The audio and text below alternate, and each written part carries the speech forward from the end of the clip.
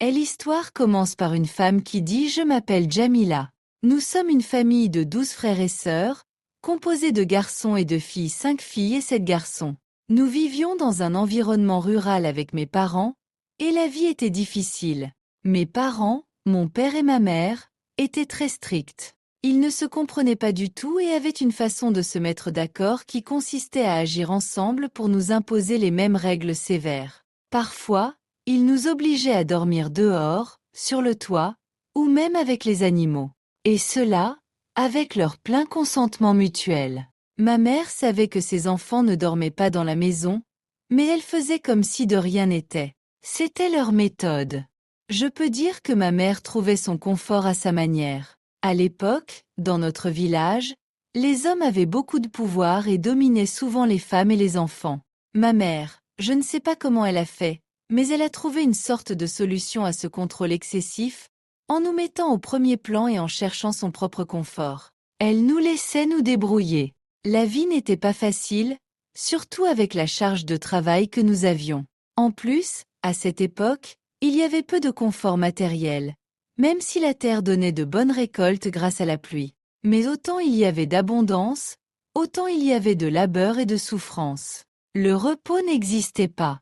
Je me souviens que nous n'avions pas de chaussures. Nous avions de quoi manger, oui, mais pas de quoi nous habiller. Pas d'école, pas de vêtements décents, rien du tout. On vivait dans le strict minimum. Mon père était un grand agriculteur, très respecté dans le village. Il possédait beaucoup de biens, mais cette richesse ne transparaissait pas dans notre vie. Elle se voyait uniquement sur lui et ma mère. Nous, ses enfants, ne bénéficions de rien. J'avais aussi un oncle qui vivait non loin de nous.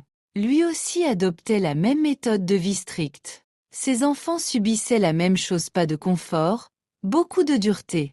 Il n'était pas rare que les parents chassent leurs enfants de la maison, même les filles. Ce n'était pas considéré comme un problème à l'époque. Les enfants errants dans le village, qui cherchaient un abri ou dormaient dans des endroits improbables, c'était courant. Les nuits d'hiver étaient particulièrement difficiles. Nous dormions dehors par tous les temps, même sous la pluie, sans vêtements appropriés. Nos mains et nos pieds gelaient au point de saigner. Ma mère préparait un baume maison pour elle et mon père, en mélangeant de la cire avec un peu d'huile et de citron.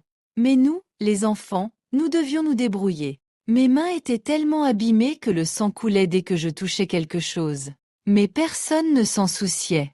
Le travail passait avant tout, et le repos n'existait pas pour nous. À 14 ans, mon oncle est venu demander ma main pour son fils, qui avait 17 ans. Mon père n'a pas hésité. Il a répondu « Prends-la ». Tout était décidé sans que l'on me demande mon avis. Mon mariage était une simple formalité pour eux, une façon de montrer qu'ils pouvaient organiser une grande fête pour impressionner le village. Mais ce n'était pas pour mon bonheur ou celui de mon mari. Après le mariage, je suis allée vivre chez mon mari et sa famille. Ma belle-mère ne m'aimait pas, surtout parce qu'elle avait une rivalité avec ma propre mère. Elle s'est vengée de ma mère à travers moi. Mes belles-sœurs, avec qui je jouais et riais avant, ont changé. Elles se sont retournées contre moi, m'insultaient et me maltraitaient. Mon mari, quant à lui, ne me battait pas, mais il ne m'aidait pas non plus. J'ai enduré beaucoup de souffrances là-bas. Un jour, mon mari s'est disputé avec son père. Après une violente altercation, il a décidé de fuir la maison. Il m'a dit « Je vais partir et te laisser ici pour l'instant. Mais dès que je m'installe quelque part, je reviendrai te chercher. » J'ai accepté, bien que cela me terrifiait de rester seule dans cette maison. Après son départ, ma belle-mère et mes belles-sœurs ont intensifié leur méchanceté envers moi. Je me sentais complètement abandonnée. Il a disparu pendant 1 an et demi sans donner de nouvelles. Pendant ce temps, j'ai envisagé de demander le divorce et de retourner chez mes parents, mais je savais que là-bas aussi, ce serait la même souffrance. Alors, je suis restée. Et puis un jour, il est revenu, tout à coup. Je l'ai vu arriver de loin, et mon cœur s'est rempli d'espoir. Mais il était changé, durci par la vie qu'il avait menée pendant son absence. Quand il est revenu, il m'a dit « J'ai trouvé du travail dans une ville. Je dors dans un garage où je garde des marchandises. Mais le propriétaire m'a promis qu'il nous donnerait une petite chambre sur le toit si tu viens me rejoindre. » J'étais prête à tout pour quitter la maison de ma belle-mère. Alors, nous sommes partis ensemble. Quand je suis arrivée dans cette nouvelle maison, c'était une petite chambre sur le toit, rien d'autre. Il n'y avait ni salle de bain, ni cuisine. Il m'a dit pour te laver, on ira au bain public une fois par semaine. Je n'ai pas hésité. Je me disais que tout valait mieux que ce que j'avais vécu auparavant. Nous avons passé notre première nuit là-bas avec quelques affaires, un matelas et une petite bouteille de gaz. Le lendemain, je me suis réveillée tôt pour préparer son petit déjeuner avant qu'il parte travailler. Une femme, qui vivait dans la maison principale, est venue me voir. Elle m'a accueillie en disant « Tu es la nouvelle ici? Viens, je vais te montrer comment ça fonctionne. » Elle m'a donné une pile de linge à laver à la main et m'a demandé de nettoyer la maison. C'était dur, mais je n'ai rien dit. Je pensais que c'était temporaire et que les choses allaient s'améliorer.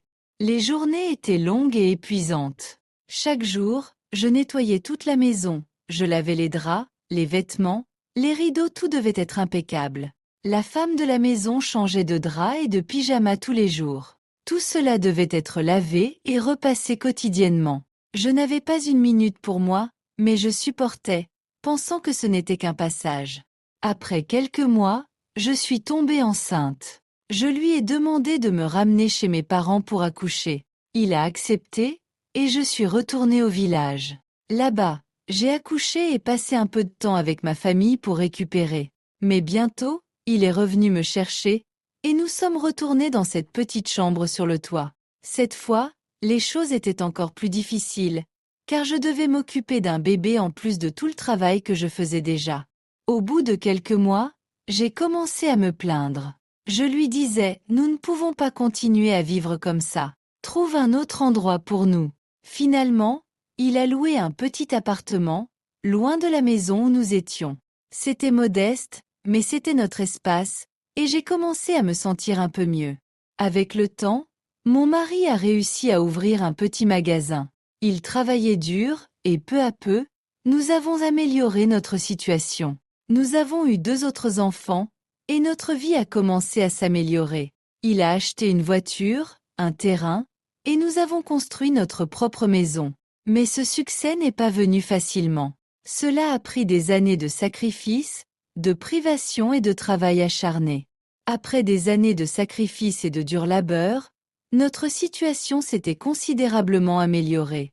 Mon mari avait réussi à ouvrir son propre commerce, à acheter plusieurs terrains, à construire une maison, et nous vivions bien mieux qu'avant.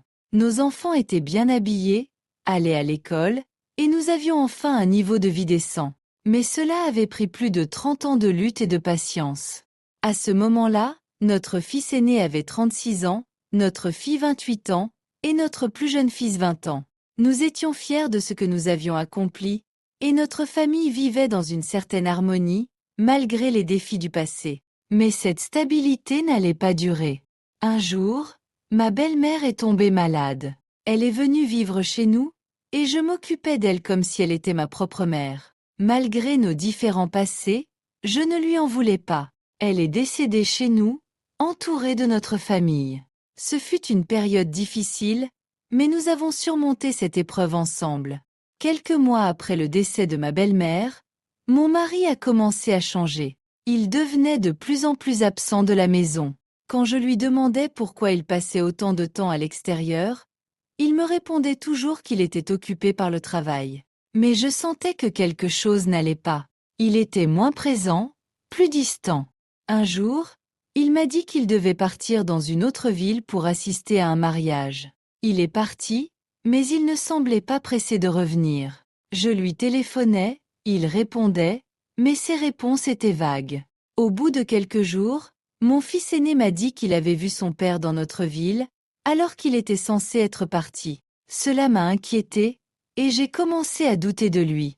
Un samedi, mon fils a décidé de suivre son père discrètement pour comprendre ce qui se passait. Il a découvert qu'il se rendait régulièrement dans une maison qu'il avait récemment achetée. Quand il m'a montré la maison, j'ai décidé de confronter mon mari. Je me suis rendue sur place, et à ma grande surprise, j'ai découvert qu'il s'était remarié en secret avec une femme beaucoup plus jeune. Je lui ai demandé « Comment as-tu pu me faire ça ?» Après tout ce que nous avons traversé ensemble, après tous les sacrifices que j'ai faits pour toi, tu m'as trahi de cette façon? Il m'a répondu calmement, la religion permet à un homme de se marier avec plusieurs femmes.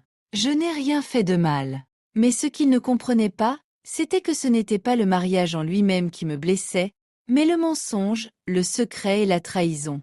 Je lui ai dit que je voulais divorcer, mais il m'a supplié de rester, disant qu'il allait tout arranger. Finalement, après beaucoup de discussions, il a accepté d'écrire la maison et certains biens à mon nom pour me rassurer. Mais mon cœur était brisé. La confiance que j'avais en lui s'était envolée. Il n'était plus le même homme pour moi. Aujourd'hui, je vis toujours avec lui. Il passe une partie de son temps avec moi et une autre partie avec sa seconde femme. Il essaie de maintenir un équilibre entre nous deux, mais rien n'est plus comme avant. Je me suis résignée à accepter cette situation, car je n'avais pas d'autre choix. Mais la confiance que j'avais en lui est détruite à jamais. J'espère que mon histoire sera une leçon pour toutes les femmes. La vie est pleine de surprises, et la confiance peut être brisée en un instant. Merci de m'avoir écouté, et j'espère que vous partagerez cette vidéo, que vous laisserez un like et un commentaire. Que Dieu vous bénisse et réalise vos souhaits.